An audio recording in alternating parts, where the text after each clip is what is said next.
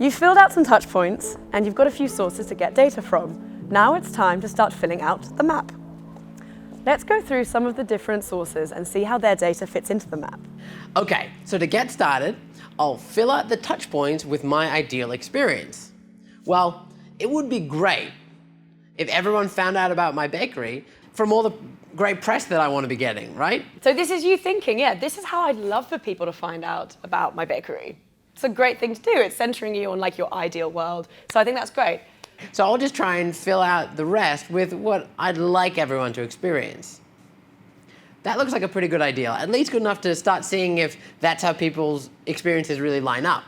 As you get data for various touch points, try to flesh out the experiences with as much specificity as possible. The devil is in the detail. This is where you can get the real insights. When you're filling out your aspirational experience, be specific about each point. This is what makes your service unique. When you're getting data from other people, try to pull out those little details. Often people won't offer you something like, oh, the air conditioner wasn't on, unless you ask them how they felt. But an insight like that can make or break someone's experience.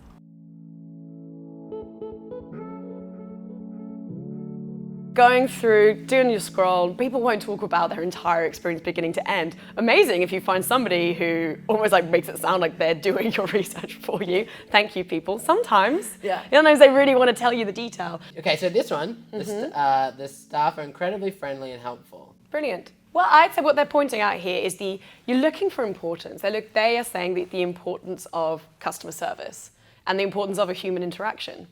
With online reviews, just hunt around for the important things people say about their experience and how it will fit in with your service. If you spot something people absolutely love, make sure it ends up in your service. So we've got some data from our online sources. Finally, the interview.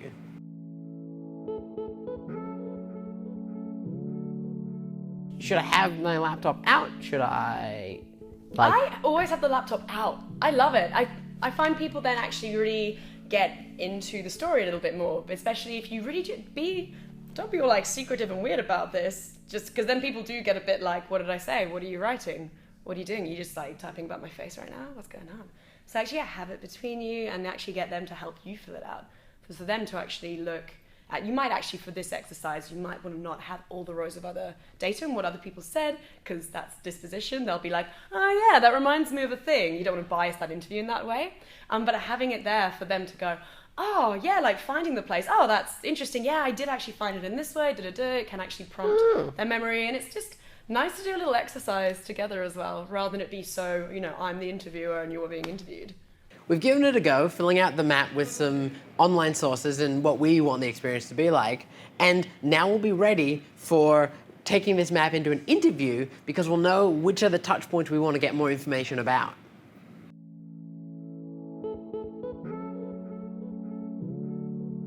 So it depends on obviously how you have found them. If they're somebody, maybe they've come through like a friend of a friend, so somebody, or you have their contact details after you found them just out in the wild, you took their email, there's no harm in saying, oh, after the interview, I just thought of actually this one really golden question I'd love to ask you, and then ask it. Cool. That's totally fine. Yeah, that's often like a good reason as well when you've done an interview with somebody to say, do you mind actually if I take your details? I'm not going to spam you, I'm not going to try and sell you anything, but if I have follow-up questions, can I get in touch and ask you them? Cool. As you're filling this out, don't get bogged down in the language. The only thing that matters is the insight, how people are feeling or what they're doing. Write in something and then keep moving through. Gathering data from all these different sources broadens your horizons for creative solutions. There will hardly ever be one insight that totally changes your service. Your task is less about having a million insights and instead just work out those couple of actions that are worth trying next based on a few key insights.